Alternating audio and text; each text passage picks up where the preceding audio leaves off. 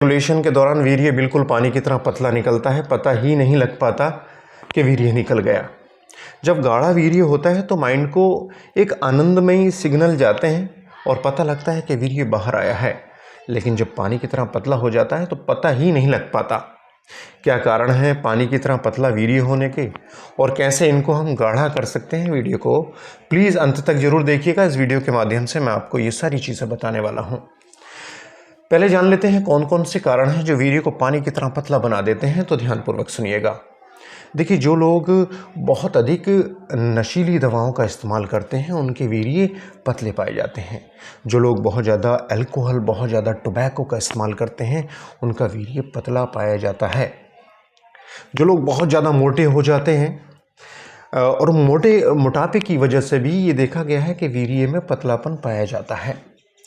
जो लोग balance diet नहीं लेते, बढ़िया क्वालिटी की नींद नहीं लेते और जो लोग बहुत ज़्यादा विषाक्त पदार्थों के संपर्क में रहते हैं। विषाक्त का मतलब होता है जहरीले, जैसे कि बहुत ज़्यादा इंसेक्टिसाइड्स हैं, मतलब बहुत ज़्यादा ऐसे पदार्थ जो जिनके अंदर जहर पाए जाते हैं उनके कांटेक्ट में रहते हैं, तब भी वीर्य में पतलापन पाया जाता है। इस तरह की रिसर्च हुई हैं।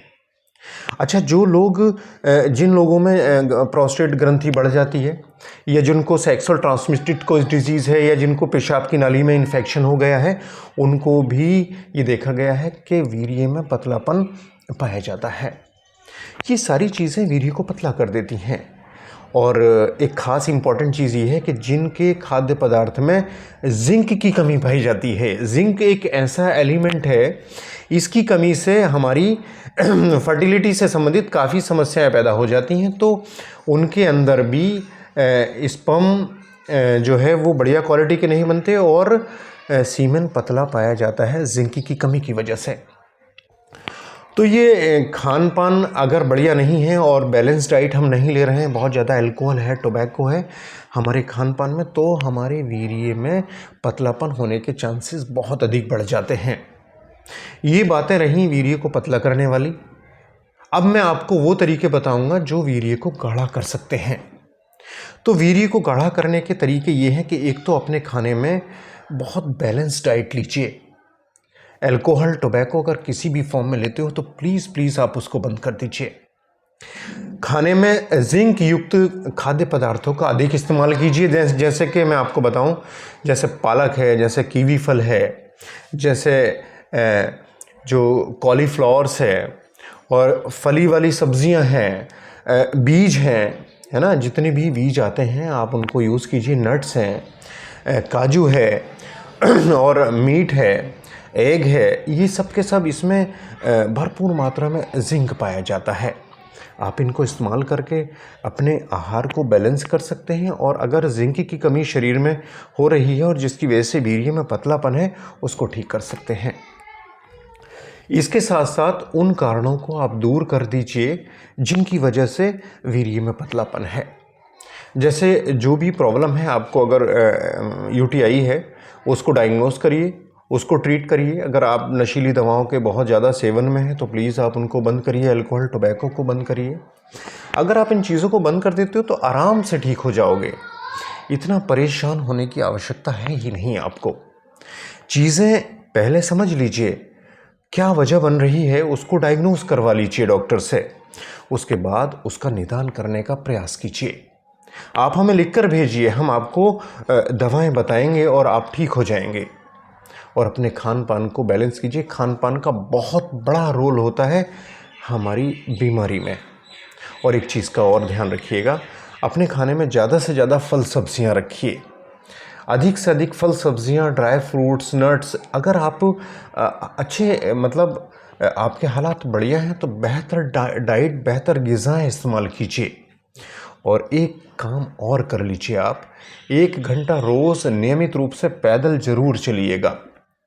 जब आप तेज़ कदमों से आप पैदल चलते हो ना, तो इससे 1000 मर्ज़ों में फ़ायदा होता है और हर पॉइंट ऑफ व्यू से आप बहुत बेहतर महसूस करते हो। एक चीज़ और बताऊं आपको, जिन लोगों के प्रोस्टेट बढ़ जाते हैं उम्र के साथ, क्योंकि प्रोस्टेट का साइज़ एक उम्र के साथ बढ़ने लगता है, ये अपना साइज़ बढ़ाने लगती है, उस वजह से यूरेथ्रा कंट्रैक्ट होने लगता है, जिसकी वजह से यूटीआई जैसे चांसेस बन जाते हैं।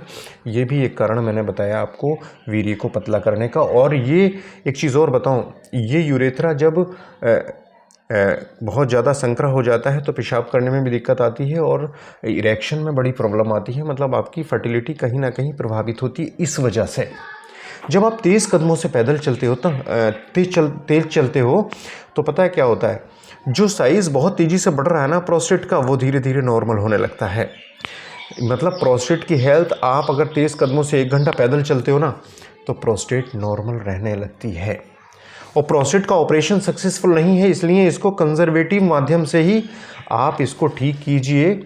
और एक चीज़ और है, मैं आपको बताना चाहूँगा, सर्कुलेशन तेज़ होते हैं हमारे तेज़ कदमों से पैदल चलने पर, और फिल्ट्रेशन तेज़ होता है, जिससे पेशाब के अंदर रास्ते में जो गंदगियाँ होती हैं वो तेज़ी से बाहर निकल जाती हैं और हमें कहीं ना कहीं बहुत हेल्प मिलती है अगर हम तेज़ कदमों से पैदल चलते हैं तो ये सारी चीज़ें अगर आप कर लेते हो तो वीर्य गाढ़ा हो जाएगा। देखिए, कोई भी चीज़, एक समस्या सबसे बड़ी पता है क्या आती है कि हम अगर कोई हमें प्रॉब्लम होती है ना जेनेटिलिया से संबंधित, तो हम बड़े घबरा जाते हैं, बड़े नर्वस हो जाते हैं, बड़े भावुक हो जाते हैं। अरे भाई, हमारे शरीर में जो बीमारियां और हैं वो भी ऐसे ही हैं, और जो हमारे जेनेटिलिया से रिलेटेड बीमारियां हैं वो भी, हमारा शरीर है तो पूरा एक ही ना। हम क्यों शर्माएं, क्यों घबराएं, क्यों बहुत ज़्यादा होपलेस हो जाएं?